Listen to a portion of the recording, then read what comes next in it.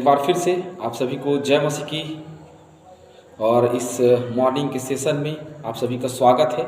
Good morning. एक बार फिर से हम उत्पत्ति की किताब में से आगे बढ़ेंगे। जैसे मैंने कल बताया था कि मनुष्य के पतन, क्योंकि मनुष्य को जो अधिकार दिया गया और जो आशीष दी गई उसके विषय में तो हमने देख लिया, लेकिन अब उन आशीषों को, उन अधिकारों को मनुष्य कैसे खोएगा, कैसे उसकी पतन होगी, कैसे उसकी नैतिक पतन होगी, कैसे उसकी आत्मिक पतन होगी, हम इसके विषय में आज जो है वो देखने वाले हैं। और धीरे धीरे करके हम मनुष्य का जो पाप है उसमें हम आगे बढ़ेंगे। तो ये भाग 1 है, मनुष्य के पाप का पहला पार्ट, और 1 से लेकर के 3 पद के बीच में हम मनुष्य के जो पाप को हम यहाँ देख रहे हैं। तो मनुष्य का पाप अब भेद लेने वाला भेद लेता है, और भेद लेने वाला जो है वो क्या करता है, अक्सर जो कोई भेद लेने वाला है वो घर को ढा देने वाला होता है ना। कभी भी आपके घर का, आपके परिवार का कोई भेद ले रहा है, इसका मतलब आप सचेत हो जाइए, सतर्क हो जाइए, वो आपके घर को ढा देने वाला है ना। वो आपके घर को ढा देने वाला है, चाहे कोई भी हो।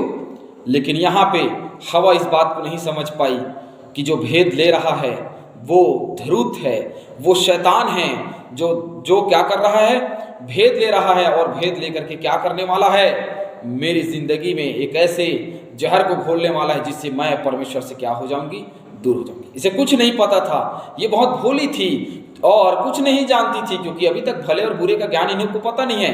क्या अच्छा है क्या बुरा है ये नहीं जानते।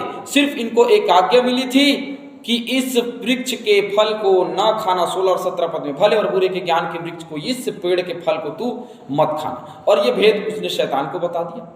और देखिए ये भेद बताने के द्वारा क्या होता है। चलिए हम पढ़ते हैं उत्पत्ति की किताब 3 और उसका आगे हम देखते हैं।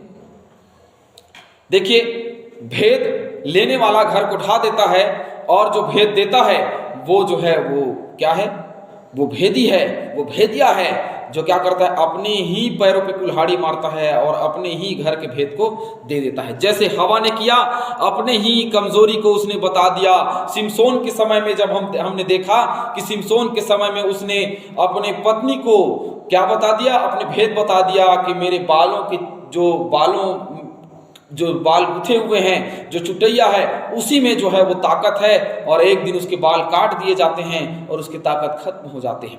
क्यों? क्योंकि भेद बताओगे तो वो शैतान उसको क्या करेगा, अपनी कमजोरी बताओगे तो वो क्या करेगा, इस्तेमाल करेगा। चलिए हम देखते हैं कि यहाँ क्या हो रहा है। यहोवा परमेश्वर ने जितने बनैले पशु बनाए थे उन सब में सर्प धूर्त था। धूर्त मतलब समझते हैं? सर्प धूर्त था मतलब बहुत चतुर था, और क्या करता था, बहुत धोखा देने वाला था। धोखा देने वाला मतलब वो छुपा हुआ है, कहीं रास्ते में जा रहे हो आप तो वो क्या करता है, आपको काट लेता है। सांप धूर्त था, इसका मतलब ये नहीं था कि वो शैतान था। परमेश्वर ने पूरी जगत की सृष्टि की, बनैले पशु बनाए, वन्य जीव बनाए, सब बनाए, उससे भी सांप भी परमेश्वर ने बनाया। शैतान अलग से सांप नहीं था। जो सृष्टि आप देख रहे, कई लोग बोलते हैं सांप को देख करके तो शैतान है। वो सांप शैतान नहीं है, वो जगत के जीवन चक्र को चलाने वाला है ना। वो चूहों को खाता है और बहुत सारी चीजों को खाता है, और कुछ जीव जंतु सांप को खाते हैं, और वो क्या जीवन चक्र में शामिल है सांप। तो फिर आप कैसे कह सकते हैं कि परमेश्वर ने जो सृष्टि की वो गलत, वो शैतान है? परमेश्वर ने जो बनाया वो शैतान नहीं है। बहुत सारे लोग इस बात को बोलते हैं कि जो सांप है वो शुरू से शैतान है और शैतान सांप के रूप में आया। मैं बता दूं आपको, शैतान नहीं आया, परंतु परमेश्वर ने उसकी सृष्टि की थी, उसकी रचना की थी। लेकिन बाद में निश्चय है, बाद में, क्योंकि सांप पहले से धूर्त था, छुप करके वार करने वाला था शुरू से, उसको उसकी प्रवृत्ति वैसी बनाई गई थी। तो क्या किया शैतान ने, उसका इस्तेमाल किया, क्योंकि वो धूर्त था, पहले से धोखा देने वाला था, तो उसका इस्तेमाल किया उसने। और उसका इस्तेमाल करके क्या किया, उसको अपने अधीन कर लिया। शैतान बहुत सारे लोगों को क्या करता है, अपने अधीन कर लेता है, और क्या करता है, वे बुरे से बुरे काम कराता है। शैतान की अधीनता में आत्महत्या कर लेते हैं लोग, शैतान के अधीनता में शराब पीते हैं लोग, शैतान के अधीनता में लोग, शैतान की अधीनता में लोग मरने मारने पे आतुर होते हैं। शैतान की अधीनता में लोग क्या करते हैं, बहुत सारे गंदे गंदे कामों को करते हैं, लालच करना और ये करना वो करना। शैतान के कब्जे में रह करके इन सारे कार्यों को वो किया करते हैं। इसमें सर्प धूर्त था, उसने स्त्री से कहा। अब देखिए, सर्प धूर्त है और उसमें शैतान सवार है। और अब वो शैतान जो है स्त्री के पास आया और स्त्री के पास आकर के क्या कह रहा है।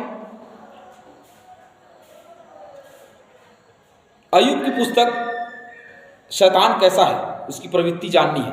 उसके कहने से पहले हवा से कहा उसने, उससे पहले मैं शैतान की प्रवृत्ति आपको बता दूं, शैतान का वर्णन कहाँ कहाँ मिलता है।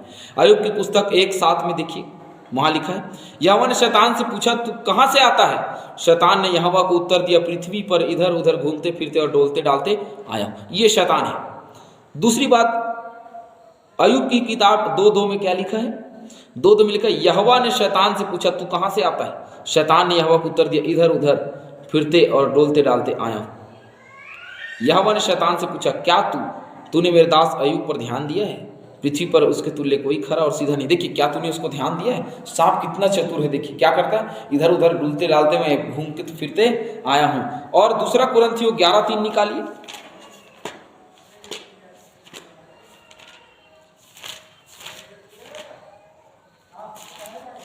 वहां एक बात का वर्णन लिखा है, परंतु मैं डरता हूं कि जैसे सांप ने अपनी चतुराई से हवा को बहकाया, वैसे ही तुम्हारे मन पर उस सिधाई और पवित्रता से जो मसीह के साथ होनी चाहिए कभी भ्रष्ट ना किए जाएं। है ना, शैतान कहीं हमें क्या ना कर दे, बहका ना दे, शैतान हमें कहीं भड़का ना दे, शैतान हमारे जीवन को कहीं नष्ट ना कर दे। ये इस बात को प्रकाशित वाक्य 12:9 में भी हमको इसी तरीके से कुछ वर्णन मिलते हैं।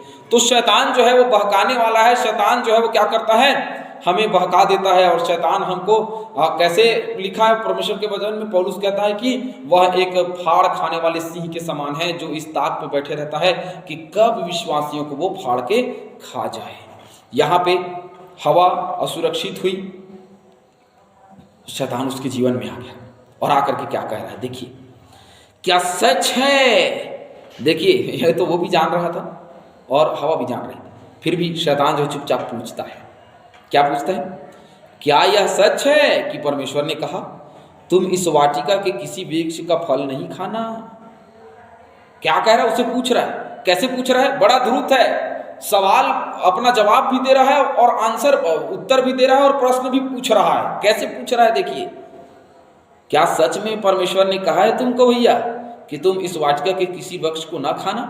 अब हवा बोलती है, भैया क्योंकि उसको तो पता है, तभी तो उसने सवाल किया ना, कि क्योंकि उसको पता था कि परमेश्वर ने कहा है कि इसमें से एक वृक्ष के फल को मत खाना। उसको पता था, वो सब जानता था, और उसके बाद में उसको पूछा।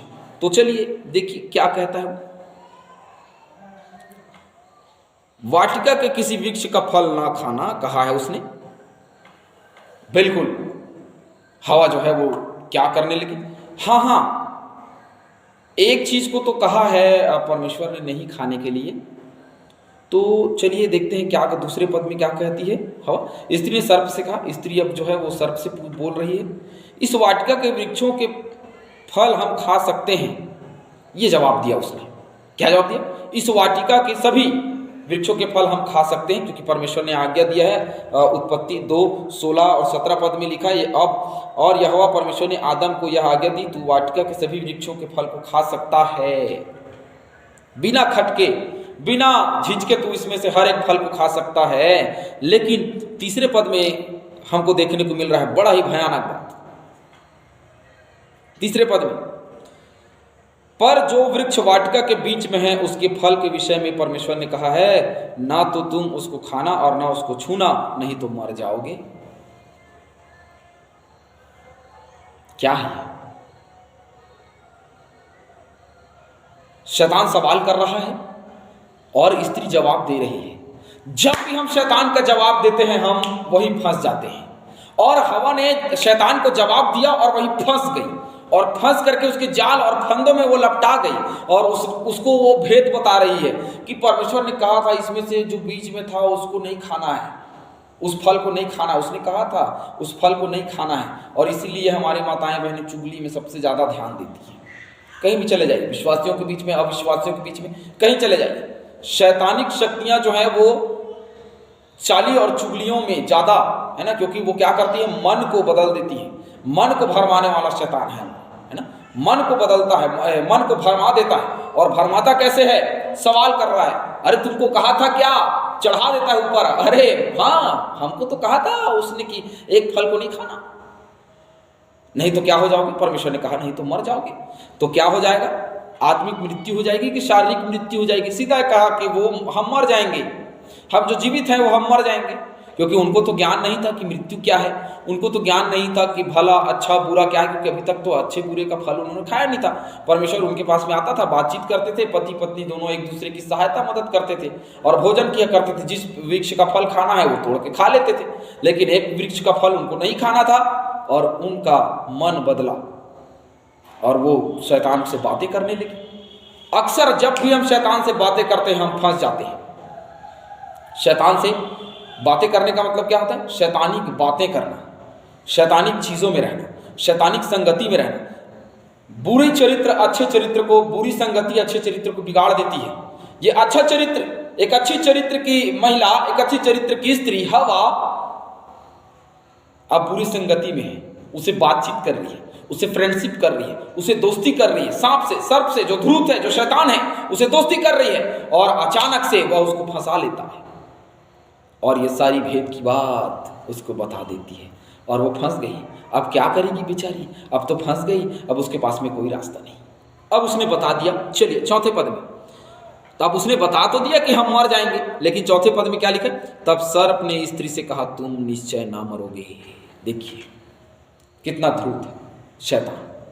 क्या कहा उसने? कि तुम निश्चय नहीं मरोगे, बिल्कुल नहीं मरोगे, कदापि नहीं मरोगे। बिना नया जीवन पाए कोई जीवन को नहीं देख सकता, है ना। बिना अनंत जीवन की आशा के साथ में जब हम आशा रखते हैं अनंत जीवन है, तो बिना प्रभु यीशु मसीह के अनंत जीवन नहीं। लेकिन शैतान हमें कैसे धोखे में रखता है? तुम नहीं मरोगे, तुम एक दिन स्वर्ग जाओगे, तुम चिंता मत करो, तुम जो स्थिति में हो, जैसे भी हो, पाप करो, अपराध करो, आज्ञा का उल्लंघन करो, तुम अगर उस वृक्ष में से फल खाओगे तो बिल्कुल नहीं मरोगे। अरे तुम क्यों मरोगे? मैं भी देखता हूं कैसे मरोगे। तुम्हारी मृत्यु नहीं होगी, तुम बिल्कुल नहीं मरोगे। क्यों नहीं मरोगे? वो तो ऐसे ही कह दिया परमेश्वर ने, टेंशन मत लो तुम, मैं हूं, बिल्कुल नहीं मरोगे। मैं तो कह रहा हूं भाई तुमसे, ये गवाही कर रहा है, मैं तो हूं ना। चोरी करने वाले चोरी करते हैं, उनके संगति में रहोगे तो, अरे मैंने तो किया ना चोरी, मुझे तो कुछ नहीं हुआ ना, मैं चोरी कर रहा हूँ, देखो आलीशान बंगला है, घर है, गाड़ी है और सब कुछ तो है, देखो रोजमर्रा की मैं जाता हूँ, चोरी करता हूँ, चोरी करके खा रहा हूँ, चलिए ठीक है। लोग दे, अरे मैं तो मर्डर कर रहा हूँ, कुछ नहीं होता, नेता लोग हमें संभाल लेते हैं, मैं तो मर्डर कर रहा हूँ ना भाई, क्या फर्क पड़ता है?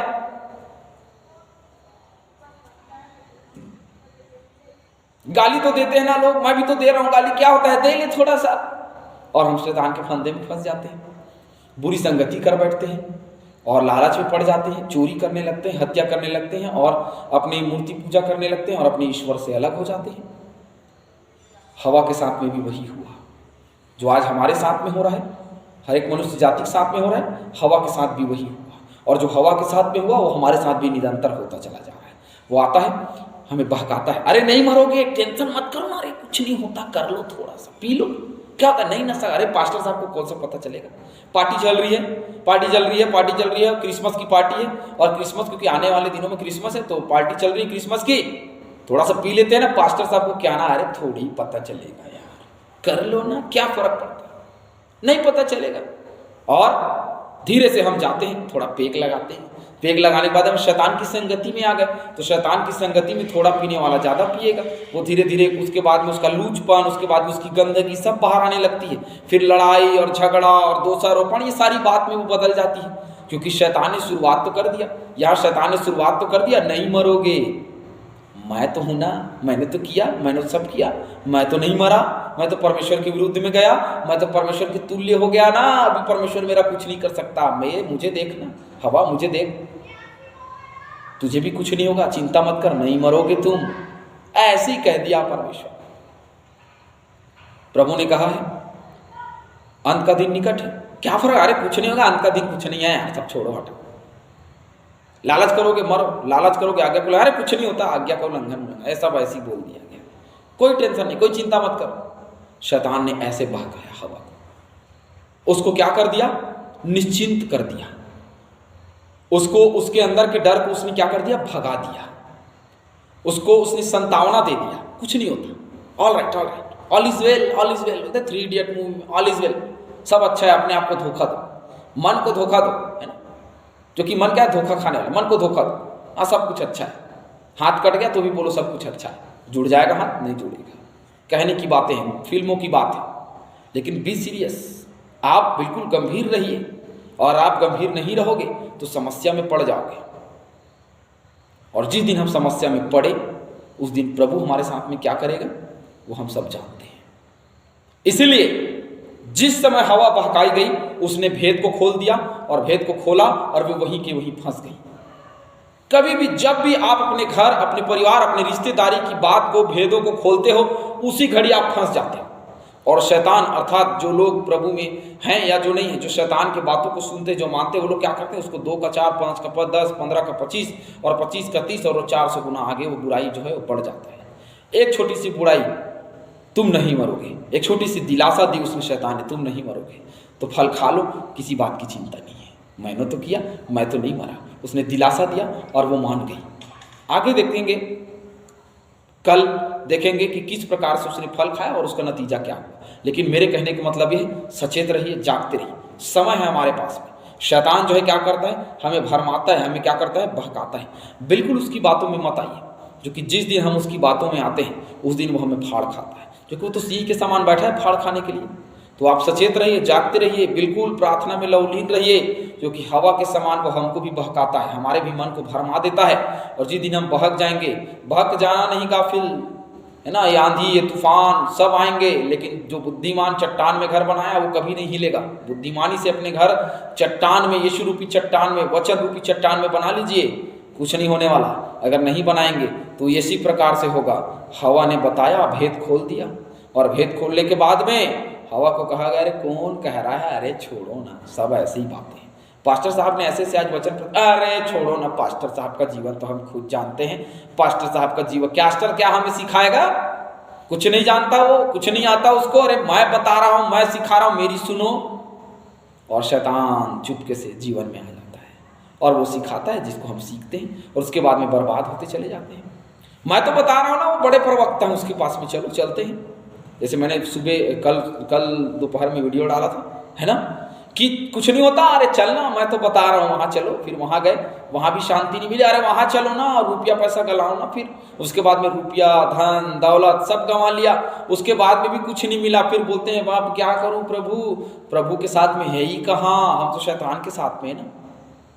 क्योंकि जैसे हवा को उसने बहका दिया, उसने हमें भी बहका दिया, और बहकते चले जाइए। जिंदगी नरक के आग में दौड़ती चली जा रही है। आशीष पाने के लिए हम क्या क्या नहीं करते, लेकिन मैं आपको आशीष पाने के लिए क्या करना है बता रहा हूँ। हवा ने जो किया उसको भूल जाइए, हवा ने जो किया उसको छोड़ दीजिए। आपको करना क्या है, अपने घर के भेदों को अपने पास में रखना है। कहाँ लेके जाना है, प्रभु यीशु मसीह के पास।